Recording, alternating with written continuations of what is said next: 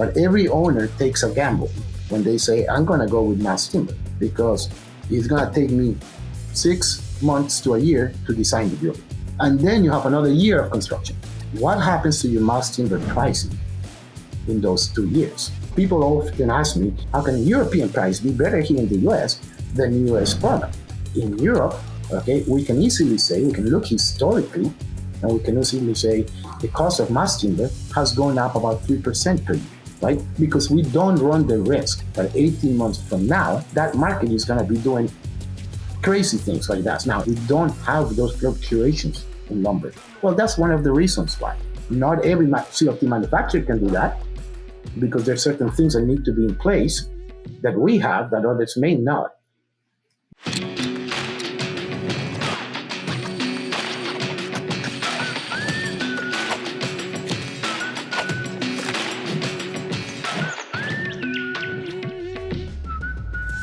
This is the Mass Timber Group Show. I'm Nick. And I'm Brady, and we talk to sustainable building experts. Today we caught up with Simon Siegert, known as the US guy and the head of business development here for Binderholz, Europe's largest cross-laminated timber manufacturer and a mass timber world leader. You're going to want to check this episode out because we unpack the differences between the US and European lumber markets that have huge impacts on the mass timber industry. Binderholz has big plans to expand into North America, and they've already bought 2 sawmills to kick things off. But before we jump in, we're helping AEC professionals learn to build with mass timber so that they can change the world with their projects at the next Mass Timber Group Summit taking place in Denver. Save your seat by clicking the link in the show notes below. So with that, let's get into it. Yeah, so I try to make this story short because it's not really, a fun story for everybody, but I am an architect by trade. I practiced in many US states for many years after finishing school and always work mainly with glue-line beams, and try to use as much glue-line beams in what it was at the time known as mass timber in some of the projects that we did. Practice out of Baton Rouge, Louisiana. We actually did a few projects, a few libraries out of mass timber that received a few awards, and I just love the material. So into that, I started digging into it, came to know CLT in about 2008, right? It was my first turnaround with CLT, tried to design a few buildings with it. Buildings never ended up being built in CLT at the time, okay? But I continued to push for the mass timber industry, but from the designer side of things, right? Just like we see many of our great designers today, they know a whole lot about CLT and mass timber, and that's each one push that you have in the industry, right? Eventually, through research, looking at all of this, and I got to visit the KLH plants. I got to visit some of the, facilities overseas, and then eventually ended up, on the design team that put together the first southern yellow pine plant in the U.S. for manufacturing in the U.S. That was a process from the beginning of the design through the, laying out the equipment, visiting the manufacturers, all of these things all together. Until the installation, certification, and everything that had to do with the plant. And then at that one point, that was a full lean into the mass timber industry. At that point, it was everything that I was looking for in my projects before, better ways to build, kind of became my full-time passion at that time, right? The passion was already there. Trying to implement mass timber was already there. It's just, this is a different level of doing so. Yeah. And how did you make your way to work with Binderholz? So in one of the things that I did sports all my life, right? And I did an athletic career. And one of the things my coaches always used to say, when I used to coach, I coached a few national teams. What I used to say is the best way to train, right, is you got to surround with those who are a step ahead of you, right? And this is by no means anything negative on anything, right? But I think it's no secret that the European mass timber CLT manufacturing process is farther ahead than the US CLT manufacturing process, right? And it doesn't matter, I'm one of those people that doesn't matter how much I get up in the morning knowing about a subject, I know I do not know enough, right? And it was the same sports. It was the same. I did very well today, and maybe it was a great competition, but there's some out there that's always better, or pushing the envelope, right? And how do you get to that level? You get surrounded by those. And it was one of those things. I always have been the host and Austrian manufacturers right? Always in the back of my mind, always trying to learn, always looking at the product, trying to learn from them. For me, it was huge because when we were getting the Dothan CLT plant going, right, we had the support of an Austrian manufacturer, and KLH. KLH had the support for the Southern Yellow plant. And when I started working with them, closely with them, it's like, oh, wow, the knowledge of mass timber just totally opened up a totally different box, right? So in that sense, it was okay. These guys are definitely years ahead of what we are. And I guess it's a little thirst for knowledge. It is, if the opportunity is ever there, I think it's a great thing. And definitely, it's been 3 years now. With Binderholz, I have learned every day, step of the way. So for me, it has been a great ride. And it's kind of cool. You've coined I don't know who's coined it, but it sounds like you're known in the Austria or over in Austria as the U.S. guy. And, as a U.S. or, a North American person on the outside looking in, reading between the lines, they could say, well, Binder all of a sudden picked up and they bought a sawmill in Florida. They bought a sawmill in North Carolina. What's going to happen? You're the you go back and forth, but you're the number one producer of cross-laminated timber in Europe. And it's like, what's next? Do you have like clear plans to unveil like a CLT plant here in the States? Hey, we're going to get back to the podcast in just a second. But first, I have a question for you. Are you somebody looking to build a mass timber project? If the answer is yes, then you need to put together an experienced team. Our partners at Cornerstone Timber Frames are leaders in heavy timber construction and have 30 plus years of experience, which means you can trust them to get the job done right. They collaborate with Nordic Structures to bring you the highest quality FSC certified mass timber available. They also have some of the most advanced fabrication technology in the industry, so your project goes up smoothly without costly on-site modification or delays. That means they have the experience, network, and technology to make your next mass timber project a success. Learn more about Cornerstone Timber Frames by clicking the link in the show notes below. Yes, absolutely, Nick, right? And Binder recognizes, the potential that the U.S. market has to grow, right? And all you have to do is look at a world map, right? What you cover from the East Coast to the West Coast, you cover from, Eastern Europe to Western Europe, right? And we've seen what CLT and mass timber can do in those continents. Now, when you put in the U.S., then, you can compare what the markets are going to be. So the plans are definitely to have our CLT and Julian manufacturing facility in the U.S.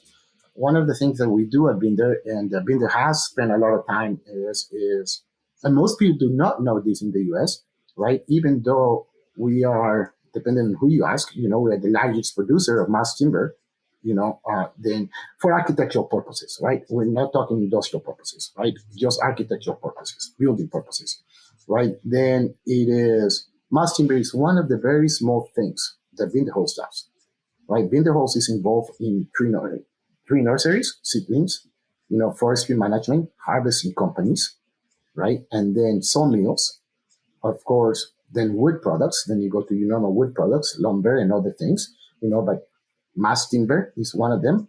Biofuels is another one. So in the whole Binderholz group, mass timber, as big as we are known to do mass timber is a really small portion of what we do. I mean, if we combine our glulam production with our CLT production in a year, we make 600,000 cubic meters of the two products, right? And when we look at the lumber that we make over 6 million cubic meters of lumber, a year. Last year from our U.S. sawmills, we did 150 million board feet of lumber, in the U.S. from those sawmills. Right now, we import, 20, we import 20 million board feet of lumber a month into the U.S. from the sawmills in Europe. Right? So it is a huge market. Now, this is a market that cannot be supported, with a good strategy in the raw resource, right? And that's what is really key, and that's really what is important for Binderholz. Binderholz, as big, it's a 7,000 employee company, 29 different locations in many different countries. Out of those locations, 14 are sawmills, 4 are manufacturing facilities, and the other ones are the tree nurseries, harvesting companies, are processing locations, right? But one of the things that is really important is we run under a zero waste concept. And it's an incredible process to see, right? And it's something because sometimes as you grow and you begin to go corporate, the initial mission begins to change. It can evolve. Sometimes that evolution leads to a good way, sometimes it doesn't lead to a good point. With the binders, the focus is always if we harvest a tree, we use 100% of that tree and we use it more than once, right? And it's an incredible process, and we can touch a little bit more on that later if the conversation kind of goes that way. But at the end of the day, the forest itself has to be in place to support a mass timber industry. You cannot do it otherwise. We use way too much wood, okay, to not have a plan on how we're going to address. Yeah, you talked a little bit when you first started your answer about being involved in kind of with from the seedling all the way through using 100% of the tree. And the lumber and the mass timber markets work a little different in Europe compared to America. Can you touch a little bit on those differences in the lumber market between the two? Oh, yeah, absolutely. So number one, most straightforward difference is lumber in Europe is not a commodity product. It's not, right? In the US, we trade lumber as commodity. And then every day, okay? It's got its advantages, but there are also disadvantages to it. It's a much more volatile market, okay? It is, we're here in the US, and you guys know this better than I do, right? We can see great fluctuations on price from one day to the next, okay? We don't see that in Europe. Okay, now we do live in a global market, right? It is a global market, but Europe, if you Google, right, cost of lumber in Europe on average over the years, and then you see the US, you see the correlation. If it goes up in the US, it does go up in Europe. It's normally about 2-3 months behind, and it's not a line that you can graph. One day it's here, next day it's here, next day it's there. It's a much smoother line all throughout. The highs, the lows, everything. It's because it's not a commodity, right? So when it comes to that, it is, and how does that affect mass timber, right? Well, first thing is, one of the issues with mass timber in the construction world is you have to make the decision that you're going to go with mass timber building very early on, right? But every owner takes a gamble when they say, I'm going to go with mass timber, right? Because it's going to take me 6 months to a year to design the building, right? If I have a design team that they already know how to work with mass timber, but that's what it takes to design a building. That's what it takes a building from program all the way to construction to permit before you even break ground, right? And then you have another year of construction or 2 years of construction, depending on how big your project is. Well, what happens to your mass timber pricing in those 2 years before you actually buy the mass timber, right? So it is, as an industry, the U.S. has ways that has coped with that, and I cannot speak for every manufacturer here. I can speak for what I know in the industry. Is always somebody has to take a gamble. I can guarantee my pricing, a year from now, but that's going to come with what it is right now with a 25% increase, right? Because I cannot sell millions of a product that I don't know what it's going to cost, a year from now. Right, because we don't know how that market is going to behave in the U.S. In Europe, okay, we can look historically, and we can easily say the cost of mass timber has gone up about 3% per year, but it remains very, very stable, right? So people often ask me, it's like, how can your price, be better sometimes here in the U.S.? How can a European price be better here in the U.S. than U.S. product? Well, that's one of the reasons why. Right? We don't have those fluctuations in lumber. One of the things that we can do internally is we can say, look, we know your project is just in a schematic design now, and you're going to have this much volume of wood in your project. We can guarantee you that 18 months from now, you're going to pay this amount based on today's prices, right? Because we don't run the risk that 18 months from now, that market is going to be doing crazy things like that. Now, not every CLT manufacturer can do that because there's certain things that need to be in place that we have that others may not. The seedlings, the forestry management, the harvesting, when everything is vertically integrated, we know since very early on, 2 years in advance, what we're going to be looking at in 2 years, right? So in a lot of the European market is set up that way, right? We have some mass timber suppliers in the US that have a very similar business model. I don't think to the scale that Binderholz does, okay? But that is definitely the right way, if you ask me, to have a business model. There are other ways that do, but that's how you cope, with difficulties in a commodity market. So you have that kind of vertically integrated system that lets you tamper down the volatility into the fiber that goes into the mass timber, which then stabilizes price and lets developer owners kind of count on that moving forward. Are there any other differences between sourcing mass timber from Europe versus US, maybe in terms of the panel types, the thicknesses, the architectural quality, anything like that? Yes, there are, right? And again, this is nothing negative. We have phenomenal products in the US. We have phenomenal steps here in the US. The US industry is going to a point, to this really, beginning to understand mass timber, right? One of the things that happens, one of the reasons Binder never really started off with a mass timber facility here is your end product is going to reflect, okay, the raw fiber that went into your end product, right? So one of the things that the Binder's quality is important. I mean, quality, you'll see the quality, the consistency of European CLT across the board, okay? And consistency is key here, right? It is from 1 year to the next, you're not going to be able to tell the difference. They have a consistency and a look that is being established, right? And so what happens is when you have control of the raw fiber that you're using in your product, you are much better equipped to guarantee the quality of your product, right? I cannot guarantee the quality of a product in which I don't know what kind of lumber I'm getting into my product, or it varies from week to week, right? And I think the mass timber industry is beginning to understand this, but it was a necessary step that the US had to take. You need to have a manufacturing facility, okay, and educate the sawmills.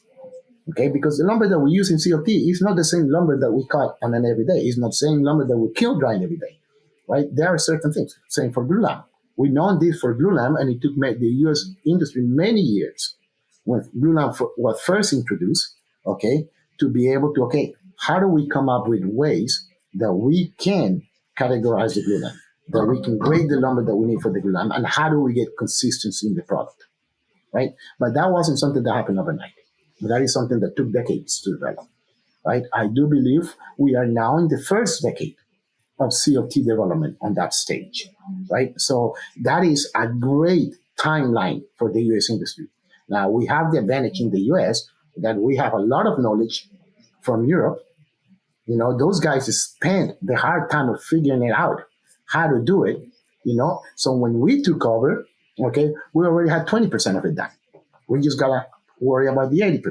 So it is never going to be, a linear follow each other. It's going to catch up, and the US is going to catch up to a certain point. But then after that point, then it's going to begin to run parallel, right? We are great inventors in the US. Okay, we always have been. So we will find ways to get there. Hence, one of the reasons that Binder is looking to have a manufacturing facility here in the US, right? It just goes with that progress. It just goes with that growth of the industry. We've met briefly before this podcast and kind of talked shop and, about the industry and everything. And something that you said really opened my eyes because, with Mass Timber Group, I won't say that we're dedicated in North America at all, but, we're based in the States and, we're not living over in Austria and Europe. And so, we're more. And it's a younger industry than Europe, like you mentioned. But one thing that you mentioned was you see the U.S. market as big as the European market is now. And one thing that a lot of people maybe are scared of is, are we just going to flat out have enough production and fiber and trees to sustain the coming growth curve of mass timber? And you talked about how Binder, they've been around since the 50s. They're going on 70 to 80 years of true forest stewards and incredible forest management, zero waste policies. Do you see the U.S. market is at a already at a scale where we can source the timber that it's going to take to produce all of this upcoming mass timber in the next 5, 10, 20 years? Um, so putting a timeline on it is difficult, Nick, because there are many stages of the process that all need to get on the same page, right? I think one of the things that makes it a little easier, for CLT in Europe, okay, is number one, the way the sawmills are made and the sawmill equipment, the ability that you have to cut, boards, up down to a quarter of an inch, right? And get a good board out of it, right? That helps with the zero waste concept. That helps with everything across the board. That was how CLT actually started, okay? The first thesis made for CLT, it was a sawmill problem that the sawmills trying to get to this zero waste concept. They said, what do we do with all these tiny little boards, narrow boards that we cutting out of the logs that we cannot use for regular lumber? Is there anything that can be done about that, right? Now, in the European sawmills, you are able to cut really thin boards in a very accurate precision. When the U.S. sawmill industry developed, okay, didn't put as much emphasis at the time in precision. We put a lot of emphasis into 2x4s, right? 2x6, 2x8s. Our tolerances are much greater, right? So one of the things that happened is that waste, you don't deal as much. CLT was developed as looking for something to do with the waste that was coming out of the sawmills, right? And in part, that's why you have CLT, in Europe. If you look at your layers of CLT, they're probably half an inch, right? They vary between 20 millimeters, 30 millimeters, 40 millimeters. They're not an inch and a half. They're not a 2x material, okay? And you have all these different thicknesses, and you talk thicknesses, you don't talk layers. In the US, we are at a stage where people would ask, how thick is your panel? And the most common answer is 3 layers, 5 layers, 7 layers, right? And there's very small variation whether the panel comes from Canada or the panel comes from the US, right? In Europe, you never talk layers, right? Because in a 5-layer panel, you have 12 different thicknesses, right? A 5-layer panel is going to go from 2.5 inches all the way to 9 inches, and in between. So put a time frame of when that would happen is a little bit difficult, right?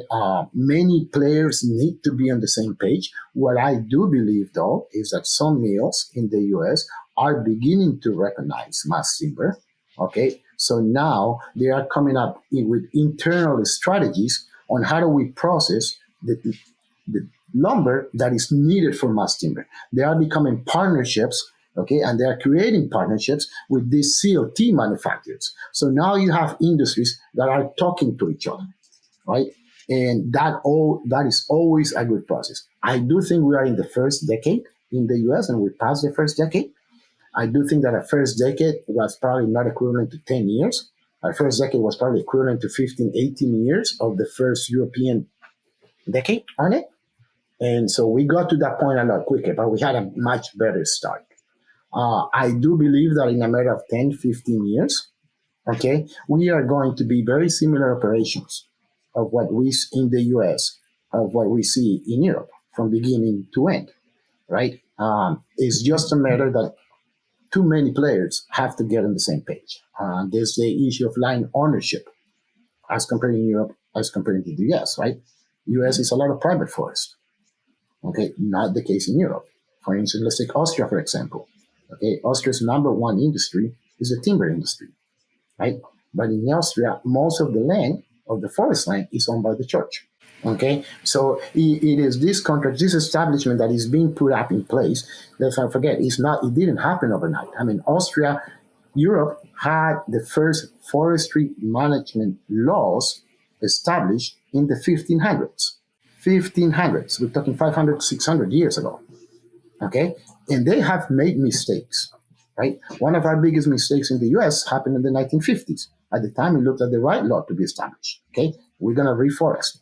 Okay, and we're going to reforest for production. The sawmill industry, we can cut a lot now. We can cut a lot of 2x4 now. We need to plant a lot of the trees that we're going to plant. Well, we got away with mid-forest, right? So there are steps. We're talking 400, 500 years difference here. It's hard to catch up 500 years in a matter of 2 decades, right? But I do believe that it is changing. The different industries are recognizing that we need a plan to build with mass timber. Mass timber is better to build, okay? And we can manage the resource, as long as we have a plan. But there has to be a plan. It's a very big deal that the Binderholz name is coming to the U.S., or the North American market. It's exciting. It's the biggest name in the world, really. And do you have any sort of timeline that you can talk about for the CLT cross laminated timber plant that, I guess, not specific locations or anything, but like about the timeline horizon on when that would be completed? The purchase order was submitted, correct? Like what is the size and the scale? Are you able to talk to that? Yeah. So yeah, absolutely. So we have 2 sawmills already. Okay. They're not the last sawmills by any means. All right. We grow strategically. If we look at what we have is we've been testing, okay, the lumber that we have been cutting in these sawmills for CLT. Let's chip lumber over there and do CLT tests over there. So we've been producing lumber with the sawmill, CLT with U.S. lumber for quite a few years now. Okay, so part of the process of growing, it does make sense if we had a facility on the East Coast, a CLT lunar manufacturing facility on the East Coast, so we can serve Northeast Coast and Southeast Coast easily. Florida is pretty far south. North Carolina is a little bit more in the middle. We do have a lot of equipment, and we have great relationship with equipment manufacturers, from sawmills to manufacturing plants and processing plants. So we have pre-ordered equipment, right? The equipment has been pre-ordered. That doesn't mean, right, that is being paid for. I mean, we are a 2.6 billion euro revenue company a year with over 50% equity in all the plants and everything that we have, right? So it is to establish that growth and to establish those relationships. Okay, you gotta have pretty good goals, right? The equipment being pre-ordered, it just means we do have, a manufacturing slot that they know is coming. I don't know when it's coming. If you ask me, right, we are talking a 2 to 3 year, process. We gotta have the building up and running. We gotta have the building, and that can take an easy year. But with the equipment being pre-ordered, we're taking 18 months out of that run for the equipment to be manufactured. Then you got to talk installation and you got to talk certification and all that. So it will not happen sooner than 2 years if we were to break ground today, right? But if you ask me, the time frame that has been discussed publicly is probably we're looking at about a 2 to 3 year.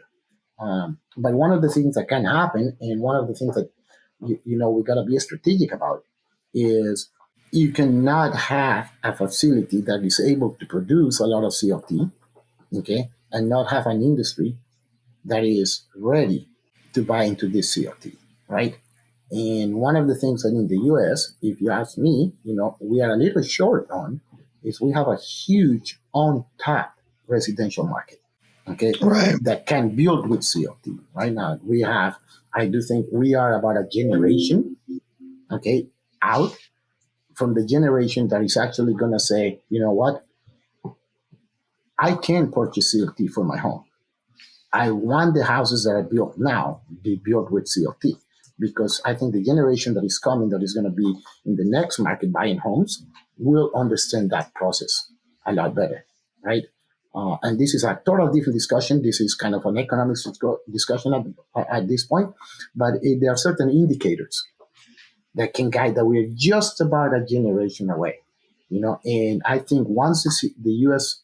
mass timber industry is able to tap into that market, okay, then the production of CLT is going to boom, right?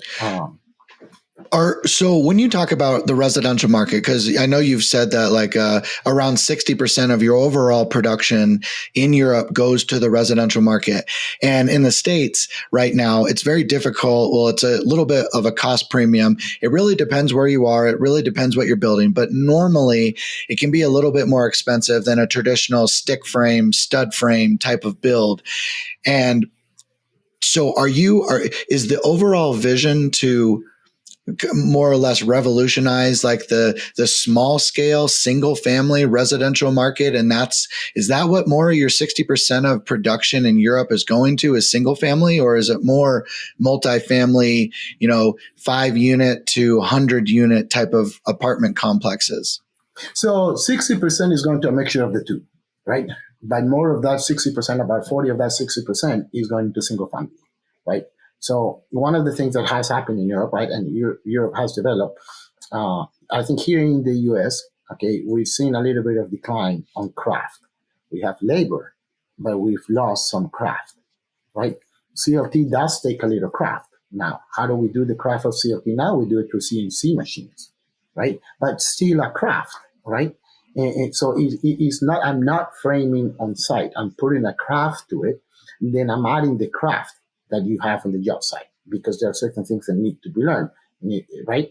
But then what happens is, all throughout Europe, we have a lot of carpentry shops, small carpentry shops that they are set up either with the ability to take the CLT and craft it, or they are set up with CNC machines, right? And now we take that CNC machine. So what does that mean for the mass timber industry? So in any manufacturing facility that you take, that you're making CLT, and I'm talking CLT and I'm talking glue line, right? And in our experience, manufacturing, okay, the CLT and the glue line is a really fast process. I mean, when we did the intro building, in Cleveland, it's 10-story building over a concrete podium. When it topped out, when the last beam was put up on the building, it was the tallest mass timber building in the U.S. That has been gone long overpassed. Another proof of where the industry is going, right? But we had 6,000 cubic meters of CLT and glue lime on that building, right? We're talking 280,000 square foot building, 10 stories. We're not talking a small project here, 6,000 cubic meters of the two. Yearly, we produce 600,000, right? That's what we manufacture, right? So the manufacturing is really quick. Then what happens is you got to fabricate it, right? Your fabrication takes longer. What is fabricating? In the old days, it was hand, chisel, saws. It was all a handcraft process. How do we do that process now? CNC machinery. Okay? Our CNC machinists are quick fabricators. But on every manufacturing facility, your bottleneck is going to be your CNC machine every time, right? So what happens is we have, I don't think, anywhere between 0 to a couple dozen CNC machines in our facilities, right? And it's still the bottleneck, of our process. So I think as the U.S. market begins to develop, and we begin to see, and we've seen some already doing so. We've seen some CNC machines coming out. We have a partner here in the U.S., Solder Timber. They stock our panels. They have their own CNC machine. They can work with the smaller size panels, and they are great at the craft. They can do all of this. We begin to see, we have other companies that are beginning to do that they have their own CNC equipment, and they do the installation. As we begin to see this market grow, CLT for residential market is going to be much more accessible, and I think that's key for the untapped residential market, right? You gotta have, not everyone, can handle a full-scale CLT manufacturing facility. That's big bucks, that's a lot of work, and that is a huge investment. Now, smaller carpentry, they're already established, they already know the material. I mean, not know CLT, but they know wood better than anybody else. Okay, all we gotta do is get to the fabrication of it. Get that craft. I think when that happens in the US, all of these issues that we see with cost of CLT being too high for the residential market, that is not affordable, that is difficult to get, all of that begins to dissipate. And so as the industry, my opinion, right? Fair. So, and as the industry kind of adopts and implements more fabrication, implements a greater demand for CLT, the residential market starts adopting it more and more. That will create more fiber demand from the forests worldwide, but specifically in North America. How does the mass timber industry communicate their benefit to the forest without the perception that you're just going in and cutting down all the trees and taking them out? Like, what does that sustainable forest management look like? Absolutely. So great topic there, Brady, right? And one of the things that I kind of want to look at, I mean, if you guys haven't gotten a chance to, or anybody, Julie, she wrote a book. The book is called Designing the Forest and Other Mass Timber Features, right? Great history of forestry, great history Lindsay Wickstrom. Lindsay Wickstrom, correct, right? So phenomenal read, number one. So if you want a read that is informative and give you different point of views on how some of that can be addressed from a design point of view, that's one book that I suggest everybody can take a look right. But one of the things that happens is, again, when you have a roadmap, okay, it's easy to follow and adjust that roadmap as you begin to investigate a little bit more. But you have to have a very clear roadmap. Okay, if you're driving with your GPS, I always like to think about it. If I'm driving to my GPS and I get a mountain area, okay, and I lose signal, and I get to a fork on the road, like, okay, I got no signal. And I spent 5 minutes there on the side of the road trying to see if I can get some sort of signal, right? Because I didn't learn this plan. I rely on a very crude, roadmap that will take me there, right? But there are things that come along the way that won't. Now, when it comes to forestry, we gotta have a clear roadmap. We gotta have plans. We have 20, 40 plans that we've been working on for 15 years in a forestry site now, right? So we spent 30 years, 40 years, of forestry management before we even think about bringing a mass timber facility somewhere. Now, the U.S. is a little bit different because there is forestry management in the U.S. When talking Africa, for instance, lots of resources, very poorly managed, right? It will take about 30, 40 years of our involvement, on forestry management to be able to have a forest that can produce and can sustain the need for mass timber, right? So when you look at it and you think, can we deplete our forest if we go full scale on mass timber? We absolutely can. Now, do we need to have a roadmap to avoid that from happening? Absolutely, we have to. Can we develop that roadmap? Absolutely. Has been developed in other countries. It has developed in other continents. It has developed in other places, right? And it is key. One of the things that Lindsay touches about is, is everything local. We have this huge guide for local, and we should, right? But a local forest around New York is not going to support New York going full scale into mass timber. It's impossible. It's not going to happen. So we gotta have these plans, right? So we gotta think globally, and that's part of being in a global economy, and that's part of marketers, talking to each other. It is. Now, if you ask me, is there a risk? Absolutely not. We've been doing mass timber for 25 years in Europe. We've seen the volume that have come up. We see the amount of lumber that we cut, and today, on a yearly basis, I believe the number, the Austrian forest is growing on a 7% rate every year. Okay, so it is all part of this roadmap. The forests continue to grow, even though we are cutting more and more of it all the time. And I don't say cutting, because really what we're doing is harvesting, right? And I think when we talk in the U.S., when I engage in conversations with someone and they tell me, well, cutting trees is bad. Look, I'm 100% in agreement with you. I don't cut trees. We don't cut trees. We harvest. Right. So one of the things that I say that we do in Binderholz is we forest the earth so we can timber the cities. Right. It's one of our mottos that we work in the mass timber thing. And it is, you cannot mass timber the cities without foresting the earth first. So that's kind of one of our goals. We got to forest the earth so we can timber the cities. Yeah, I completely agree. And if anybody's interested in that book that you talked about, we did an interview with Lindsay a couple of weeks ago, and we'll link that down in the notes below. But an absolutely wonderful guide into where did sustainable forestry originate? How does mass timber play into it? And what's the future look like for, like you said, timbering our cities? Pivoting a little bit more into the end product, are there any projects that you've worked on or seen Binderholz complete that really stood out that maybe you learned some lessons from that you can kind of share a little bit more about? Yeah, absolutely. So just about every project we've done in the U.S., right?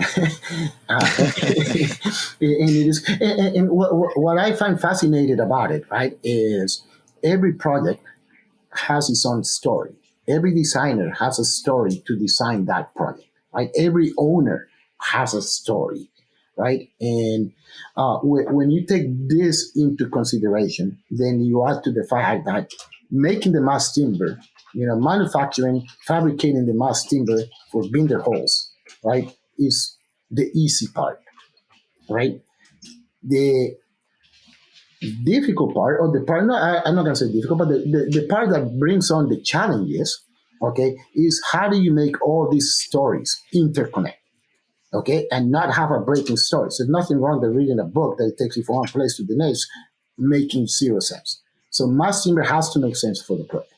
Your mass timber supplier has to make sense for the project, right? The story the designer is trying to tell has to align with the story of every part of the building. If not, you end up with ugly buildings. And we've seen plenty of those around, right? I mean, no fault to anybody. Sometimes that's just what happens, right? But you hardly see an ugly mass timber building, right? Yeah, I mean, they are not there. Even the ones that are, 300, 400, and I'm going to call Europe here, 800 years old. Okay, that we have mass timber buildings 800 years old. They're not ugly buildings. Why? Because mass timber has a story, or timber has a story that fits with the stories of the building. The worst mistake they can do is design a concrete building and say, at the very tail end, say, oh, I want to try to make it mass timber. Right? Number one, it doesn't work. And number two, you're going to end up with another building. Mass timber doesn't do that, right? So out of all the projects that we've done, I mean, one great project, we've learned lessons in all of them because the market is different. Construction ways are different. The way contracts are put together are different, right? We have a lot more construction laws in the U.S., okay? By default, we have more lawyers, right? Lawyers do not like pretty buildings. I mean, and I'm going to rag on them here, right? But it is difficult to build sometimes a phenomenal building when you got a lot of lawyers involved, right? Because everybody's hands begin to be a little, tighter and tighter every time. So our lessons have been phenomenal here in the U.S. Now, it is part of the reason of me coming aboard in Binderholz is I have extensive experience in the construction industry, from the design to the build, right? From construction to design, I've been involved in all those processes, right? But it's a startup. For us, for Binderholz, it's been a startup on the way you do construction and you do business in the U.S., right? Now, we are in a position today, it's not a startup for us to make the material, it's not a startup for us to fabricate it, but the way everything is established, it is different. So it's been an interesting ride. We've learned on every project along the way, right? I do seminars sometimes, internally, for our team, and like, okay, guys, this is how the ES look at it, and I can see my engineers, my designers in there. Why, right? It is. We can influence that. We're not going to change that, right? So it's a learning process. A phenomenal project that we've done is on the Armour headquarters. It's still under construction, right? Is being installed ahead of schedule. We're running 2 weeks ahead of schedule, with the mass timber and the installation, right? On once. Did you say, did you say Under Armour? Under Armour, yes. It's a project in Baltimore. We have about 8,000. Yeah, it's a very, very cool project. People should look that up. When is the projected completion date on that? So our part, we should be done by end of February. Mass timber should be done by end of February, early March, right? Project will still go on, and building will probably still have about another year. It's like a stadium or like a big, right? Yeah. So I cannot talk much about Under Armour, right? Okay. I cannot talk about much of their plans, right? There are some posts. People, you can look it up online, and people can look it up online, right? There are LinkedIn posts in Binderholz group LinkedIn page, right? We have some shots, and we have something to do about that project. I cannot share much about it. This is something that Under Armours, they want to do it, and I totally understand. It is their story to tell. Again, we are only a part of the story. We were the right peg in that story that they want to tell, right? And so I will be doing a disservice to the entire project by me telling the story, right? Because I only know our part. But one of the things that we learned early on is logistics is always a huge deal in a mass timber project, independent of where you bring in the material from, right? And if you have a truck that is driving 700 miles, okay, things can happen in between, Holidays are in between. Accidents happen in between, right? One of the things that we learn is the U.S. has made a huge push always that the installation should should be an on-time delivery, and that's one of the huge advantages of CLT. And that is true. It can be. Does it always have to be that? I don't think so, right? It is, if I have the ability to stay ahead in certain things, why wouldn't I do that? Because things will happen in the construction site. Okay, things that are unknown will happen in the construction site. And if I expect everything to go smoothly on my construction site, most likely when something does not go smoothly or as planned, it's going to snowball, right? And it snowballs really quickly on the construction site, right? So we learn a lot in our logistics plans. So one of the things that we implemented, Nick, that for us was, I think, a breakthrough in our, at least for us on the mass timber side, is we started, of course, importing lumber into the U.S. And with importing lumber, we started creating relationships with the ports. We started creating relationships with shipping lines, right? So now we don't ship our COT necessarily in container unless it's the better option. We ship a via that is break bulk. And one of the things that we do when we do a project is we say, okay, we're going to ship the material, but once it arrives to the port, we already include in it 30 days of storage at the port. Okay? Because what we want to do is we want to take it from the port and we want to give it to your job site on-site delivery, right? Now, what is that done to us? By importing lumber for 2 years now, almost 3 years now, it is, we have basically for every project, we are trucking the material less than 200 miles.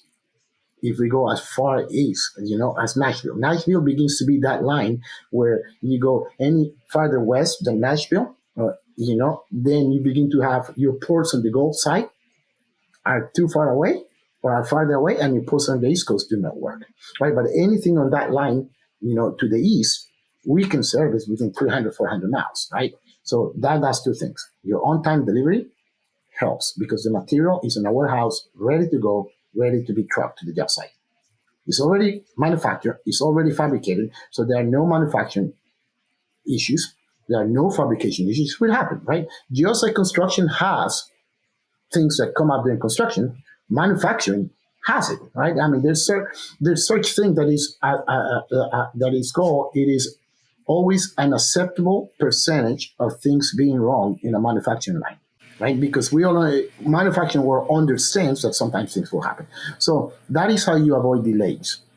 Okay, we gotta have more than one port to go to. We had a project in Arizona, the Vino Farmer project. I think it was the first mass timber project in Arizona, 5-story building, mass timber post and beam. Okay, and we were shipping in to California, right? Guess what? COVID hits, right? Port is backed up, right? So, what do we do, right? So we have this material on a ship, right, on a container, waiting to be unloaded, and we cannot get unloaded. No one can get unloaded because no one is moving, right? So we said, okay, we had to look for alternatives. We were able to move panels around. For next shipment, we shipped actually to Louisiana, Port of Lake Charles, and then took it from there. What was our lesson? We always have more than one port on call, right?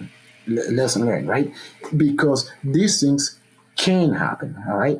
Under Armour, for instance, things could happen. Sometimes the concrete is off. People are always asking me, hey, so how precise is mass timber? Mass timber is extremely precise. My answer always is, okay, how good is your concrete guy? Right? Because we as mass timber, we're going to install it. We got to follow your concrete. You're going to be 2 inches off in the concrete. We're going to be 2 inches off. There's nothing we can do about it. Right? Now, we can fix it as we go up. Right? But if something needs to be changed, then we need to have partners in the U.S., okay, that quickly fabricate something for us.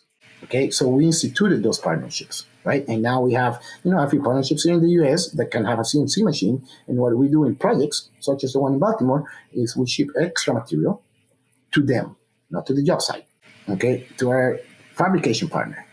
In case something does go wrong, we can quickly fabricate the beam, fabricate the panel, and send it, and we can have a replacement piece in 7 days.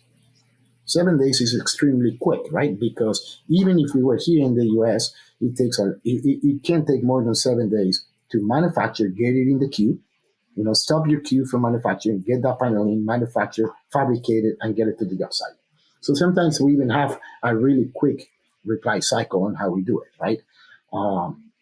So lesson learned for us, logistics and how that really affects construction really has been our biggest part so far. If we take the lawyers out of it, right? Contract is a totally different story.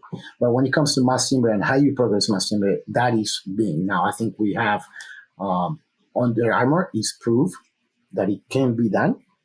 You have a huge mass timber project, very cool project that is running 2 weeks ahead of the established schedule on mass timber, right? And that is quite a feat in and out itself, right? Because there has been challenges on the job site. Installer, has done a great, phenomenal job there. And again, is how you handle these relationships and how everything intervenes there, right? And everything comes together. You got to have those relationships. You got to have plan A, plan B, and plan C, because most likely you will need all of them. And the larger the project is, the bigger your chance is that you'll be dipping from plan A, from plan B, and plan C, and sometimes simultaneously. But you got to keep the job site running. That's powerful to have those relationships already built with the ports and to have many of those open ports. So like you said, if there's a situation that happens and maybe the California closes down, well, there's other states that are a little bit more open to, helping out. So that, and then simultaneously to have that 7-day window and then be just within a few hundred miles of where it's trying to go. That's really cool to hear, and just a huge power play. I was curious, you hold quite a few hats in a good way. You have business developer, development manager, or technical business development for Binder, or mass timber design specialist. Do you more work internally with Binderholz as a business developer, or is there somebody on the outside, architect, engineer, builder, investor? Do they call you? And so what jobs can you get done? Like who is contacting you or calling you? Yeah, great question, Nick, right? And yes, titles, we like our titles here in the US, right? Like you said at the beginning, if you ask anybody internally in Binder, who's Simon? He's a US guy, right? Right. That's how I'm known in Binder. So again, not one of the lessons we've learned here in the US, right? It is, and it's not a lesson that we learn, it's a lesson that we have long forgotten in Europe, and Binderholz had long forgotten that it had to be, we had to be reminded in Binder, because they spend so much time developing the European market, right? That Binder right now, so a lot of the projects that we make, we get a 3D file from the architect, the engineer, or the contractor, and say, here, make the project and get it delivered, right? So our design team is hardly involved in it. We don't touch it. We make it however you want to make it, and then you go put it in however. That comes with a mature market, right? So one of the things that I get contact architects, engineers, developers, right, contractors. I'm involved in my role, really, my role and my final role. And once I start taking some hats off and we get our structure in place here in the US, will be, that initial contact.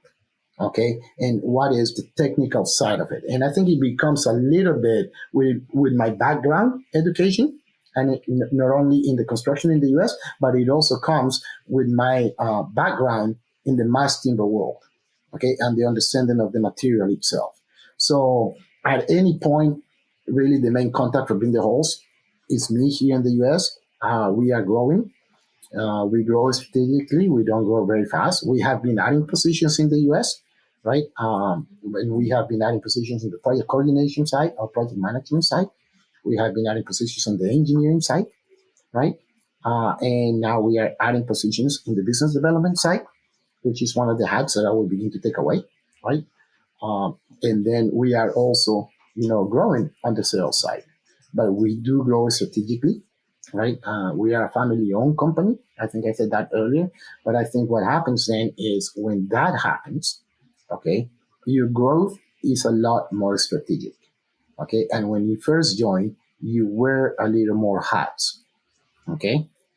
Until your position really starts becoming more clear and the structure begins to be more in place. We have an structure, we know how to grow it.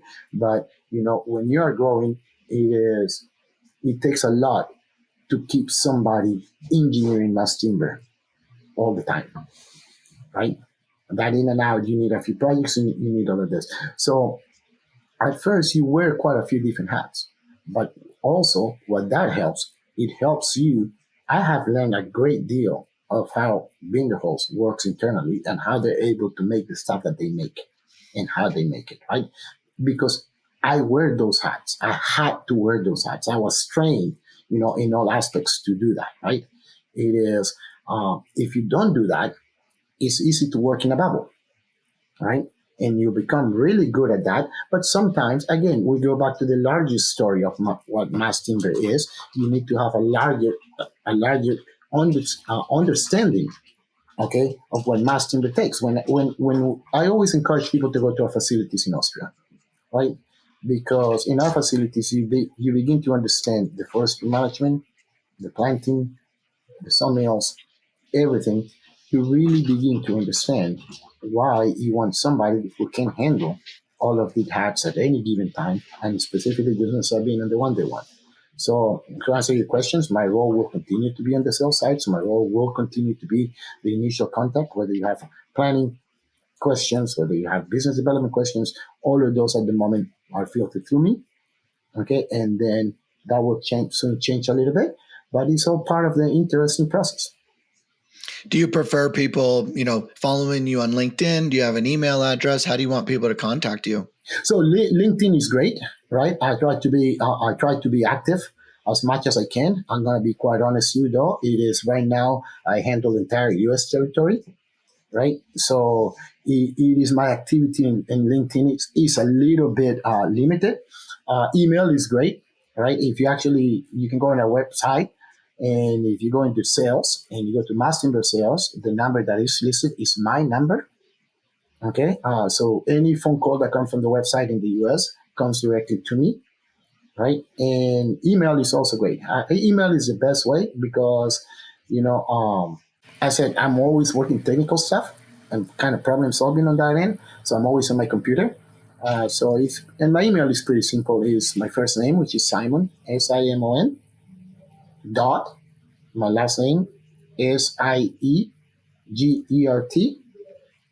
at Binderholz.com. Right, so a pretty easy email, and I do have a German last name. Okay, by coincidence, I do not speak German. Right, I did tell Binderholz, do I need to speak German? They say no, but I'm working on it. One day I will get there, and I will speak German for them. But it's just easy way to get a hold of me. All three ways are there listed on our website. That's the easiest way to get a hold of me. Well, Simon, you're a breath of fresh air, and opening up the U.S. market is it's a massive hat to wear. We're excited to see where the company takes you and where you take the company. I mean, there's a huge things on the horizon, and thank you for getting on the episode with us and kind of educating us on what's to come.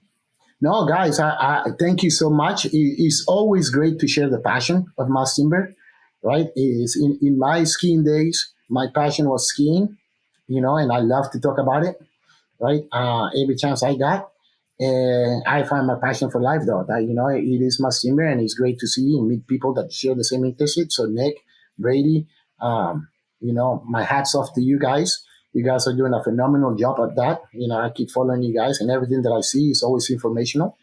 And so it is great to see. So no, thank you guys. No problem. And if anybody wants to see your Binderholz booth in person, please check out the International Mass Timber Conference. It sounds like your team is obviously going to be there. They're there every year. You're going to be there. We're going to be there. So, we hope to cheers you there with a nice cold beer and talk a little bit more about mass timber. And then we'll see you, it sounds like, in Denver for the Mass Timber Group Summit coming up here at the beginning of August too. So plenty of times to connect with you in person. Oh, absolutely. And we see some exciting times coming, right? And I'll be around, you know, those events and some others as well. Don't have that list put together quite yet, but it'll be in LinkedIn once I do. Perfect. Well, hey, have a good rest of your day. We'll talk to you soon. Oh, thank you guys.